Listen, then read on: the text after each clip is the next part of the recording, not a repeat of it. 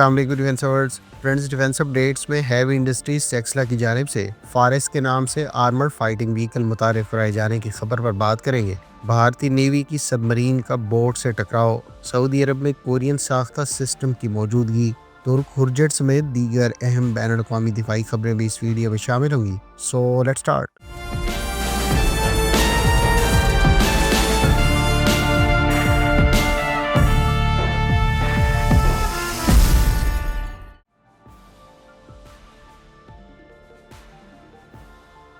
पाकिस्तान की heavy industries Taxila की जानिब से आइडियाज दिफाई नुमाइश के मौके पर फारेस के नाम से 6x6 आर्मर्ड व्हीकल मुतारिफ कराई गई है। फारेस बुनियादी तौर पर व्हील्ड आर्मर्ड व्हीकल है जिसको HIT की जानिब से 4 मुख्तलिफ वेरिएंट्स में ऑफर किया जा रहा है। इसमें से एक एम्बुलेंस वेरिएंट, दूसरा मार्टर कैरियर और तीसरा रिकवरी व्हीकल के अलावा चौथा 30 मिलीमीटर की कैनन के साथ इन्फेंट्री फाइटिंग व्हीकल वर्जन शामिल है। एग्जीबिशन में डिस्प्ले की गई व्हीकल पर 12.7 मिलीमीटर की गन टरेट दी गई है।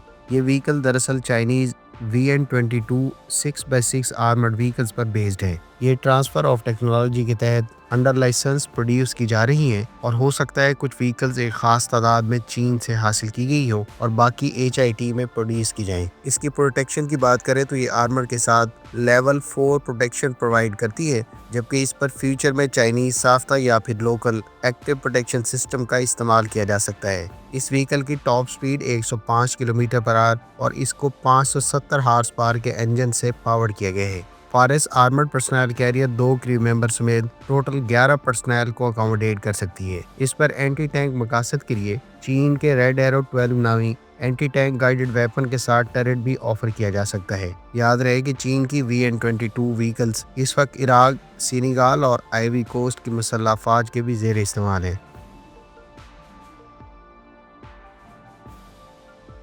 भारतीय नेवी के ज़ेर इस्तेमाल एक स्कॉर्पियन क्लास सबमरीन गुज़श्ता दिनों एक फिशिंग बोट से जा टकराई। जुमेरात की शाम को पेश आने वाले इस हादसे के नतीजे में 11 अफराद के जख्मी होने और 2 के लापता हो जाने की इतलात है। यह हादसा गोवा के साहिल से 70 किलोमीटर दूर पेश आया है, जब भारतीय नेवी की सबमरीन मार्थोमा नामी फिशिंग बोट से जा टकराई। इसके बाद इंडियन नेवी और कोस्ट गार्ड की जानिब से बड़े पैमाने पर सर्च एंड रेस्क्यू ऑपरेशन शुरू किया गया। फ्रेंड्स, इस सर्च एंड रेस्क्यू ऑपरेशन में 6 शिप्स और एयरक्राफ्ट के अलावा नेवी और कोस्ट गार्ड के पर्सनल को डिप्लॉय किया गया, जो इस बात की तरफ इशारा करता है कि इस हादसे में नुकसान मीडिया में शेयर की गई तफसीलात से कहीं ज्यादा है। फ्रेंड्स, भारतीय नेवी की ऑपरेशन रेडीनेस, ट्रेनिंग स्टैंडर्ड की नाअहली और नाकामी का ये कोई पहला वाकया नहीं है। इससे पहले भारतीय नेवी के ज़ेरे इस्तेमाल 1 किलो क्लास सबमरीन को अगस्त 2013 में हादसा पेश आ चुका है। इस हादसे के नतीजे में 18 क्रू मेंबर्स की जानें चली गई थी। इसी तरह से दिसंबर 2016 में इंडियन नेवी के ज़ेरे इस्तेमाल एक फ्रिगेट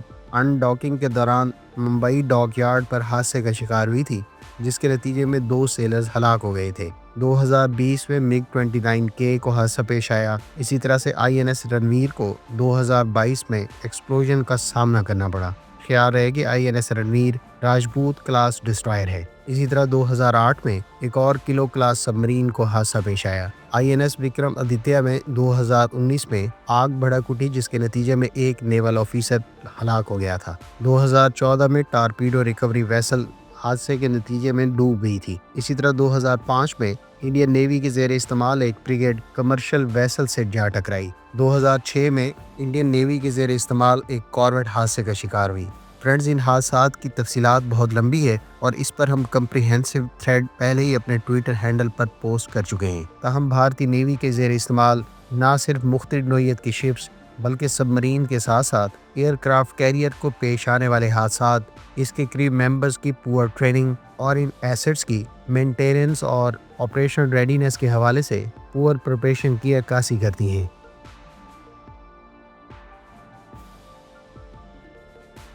साउथ कोरिया के तैयार करदा K-239 long range rocket artillery system को पहली मरतबा सऊदी अरब में देखा गया है। सोशल मीडिया पर जारी करदा तफसीलात के मुताबिक कोरिया के तैयार करदा इस K-239 long range rocket artillery system को टैक्टिकल बैलिस्टिक मिसाइल पार्ट से भी इक्विप किया गया है, जबकि अब से चंद माह पहले ये तफसीलात सामने आई थी कि सऊदी अरब और UAE की जानिब से पोलैंड के बाद बड़ी तादाद में कोरियन साख्ता K-239 long range rocket artillery system को अक्वायर किया गया है, जबकि ये मुबैना तौर पर बैलिस्टिक मिसाइल से भी इक्विप्ड होगा। साउथ कोरिया के तैयार करदा long range rocket artillery system के बारे में इतलात हैं कि ये CTM-290 टैक्टिकल बैलिस्टिक मिसाइल को भी फायर कर सकता है, जबकि UAE और सऊदी अरब की जानिब से इसी मिसाइल सिस्टम से इक्विप्ड K239 को बड़ी तादाद में एक्वायर किया गया है। साउथ कोरिया के टैक्टिकल बैलिस्टिक मिसाइल से इक्विप्ड ये सिस्टम 290 किलोमीटर की रेंज पर इस मिसाइल को फायर कर सकता है, जबकि मुख्तलिफ नोयत के रॉकेट्स फायर करने के हवाले से ये सिस्टम 25 से लेकर तकरीबन 70 किलोमीटर की रेंज पर रॉकेट्स को फायर कर सकता है। याद रहे कि पोलैंड भी इस सिस्टम को बड़ी तादाद में एक्वायर कर चुका है और उसे इस सिस्टम की डिलीवरीज मरहलावार शुरू भी कर दी गई हैं। गो के सऊदी अरब की जानिब से अभी तक इस सिस्टम की एक्विजिशन के हवाले से तादाद तो डिस्क्लोज नहीं की गई, ताहम मुबैना तौर पर सऊदी अरब और UAE बड़ी तादाद में कोरियन सिस्टम एक्वायर करने वाले ममालिक में शामिल हो गए हैं और ये तादाद 300 यूनिट से ज़ायद भी हो सकती है।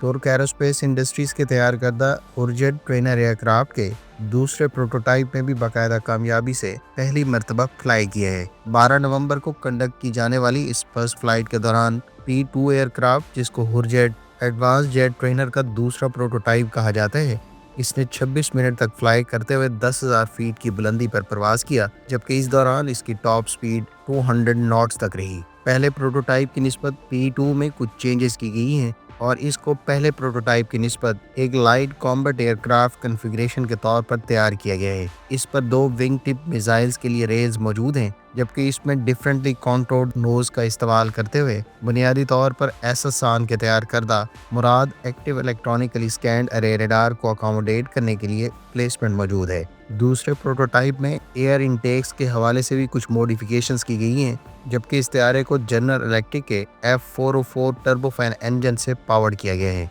ख्याल रहे कि दूसरे प्रोटोटाइप की फर्स्ट फ्लाइट पहले प्रोटोटाइप से सुपरसोनिक फ्लाइट कंडक्ट करने के चंद रोज बाद कंडक्ट की गई है। मकामी रिसोर्सेज से तैयार करदा हुरजेट ट्रेनर एयरक्राफ्ट को पहले ही तुर्क एयरफोर्स की जानिब से ऑर्डर किया जा चुका है और ये तुर्क एयरफोर्स की सर्विस में मौजूद नॉर्थरोप के T-38 टैलन को रिप्लेस करेगा। Hurjet light trainer plus combat aircraft में स्पेन और मिस्र की जानिब से इब्तदाई तौर पर दिलचस्पी की इतलात हैं, जबकि हुरजेट के पहले प्रोटोटाइप को इससे पहले स्पेन में भी हालिया गर्मियों में डिप्लॉय किया गया था। तुर्क एरोस्पेस इंडस्ट्रीज के तैयार करदा Hurjet light trainer plus combat aircraft को मुतवक्के तौर पर 2026 में तुर्क एयरफोर्स के हवाले कर दिया जाएगा।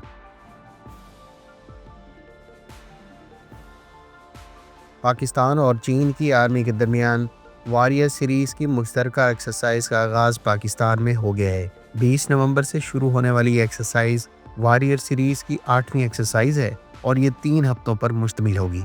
इस एक्सरसाइज में शिरकत के लिए चीन के Y-20 ट्रांसपोर्ट एयरक्राफ्ट पर चाइनीज़ आर्मी के ट्रूप्स एंटी टेररिज्म की डोमेन में ज्वाइंट एक्सरसाइज के लिए अब से चंद रोज पहले ही पाकिस्तान पहुंचे हैं। इस एक्सरसाइज में चीन डिफरेंट इक्विपमेंट के साथ अपने Z-10 अटैक हेलीकॉप्टर के साथ शिरकत कर रहा है। फ्रेंड्स, ये थी आज की डिफेंस अपडेट्स। उम्मीद है इस वीडियो से आपकी मालूमात में इजाफा होगा। मिलते हैं नेक्स्ट वीडियो के साथ। अपनी दुआओं में याद रखिएगा। अल्लाह हाफिज़। पाकिस्तान जिंदाबाद।